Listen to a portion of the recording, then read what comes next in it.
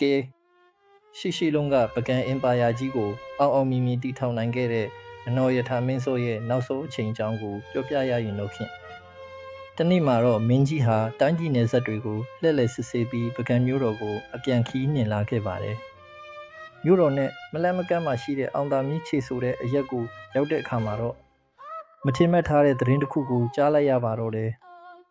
အဲ့ဒါကတော့မြေကမ်းနားကကျူတော်ကြီးထဲမှာလူသူတွေကိုရံမှုနေတဲ့တောကျွဲရိုင်းကြီးတစ်ကောင်ရှိနေတဲ့ဆိုတဲ့သတင်းပါပဲဒါကိုကြားချင်းမှာပဲရဲစွမ်းတတိနဲ့ပြည့်စုံတဲ့မင်းကြီးဟာဘသူ့ကိုမှမစိတ်ခိုင်းတော့ပဲသူကိုယ်တိုင်ပဲနှိမ်နှင်းမယ်ဆိုပြီးစီးတော်စင်ကိုကျူတော်တဲကိုစွတ်အတဲမောင်းငင်သွားခဲ့ပါတယ်ကျွဲရိုင်းကြီးနဲ့တွေ့တဲ့အချိန်မှာတော့ကျွဲရိုင်းကြီးကလည်းမကြောက်မရွံ့ပဲပြန်လဲတိုက်ခိုက်ဖို့ပြင်ဆင်နေပါတယ်မင်းကြီးကစီးတော်စင်ကိုအရှိန်နဲ့အတင်းခတ်ပြီးကျွဲရိုင်းစီကိုတိုးဝင်လိုက်တဲ့အချိန်မှာပဲမတော်တဆစင်ပေါ်ကနေနေပြင်ပေါ်ကိုလိမ့်ကျသွားပါတော့တယ်အဲ့ဒီလိုလဲကျသွားတဲ့အချိန်မှာပဲတော်ကျွဲရိုင်းကြီးရဲ့ခတ်ချင်းကိုခံလိုက်ရပြီးပကံပြည်ရဲ့နေမင်းတစ်ပါးလိုတောက်ပခဲ့တဲ့အနော်ယထာမင်းကြီးဟာအဲ့ဒီနေရာမှာတင်နတ်ရွာဆန်ကွယ်လွန်သွားခဲ့ရတာပဲဖြစ်ပါတယ်ဗျာ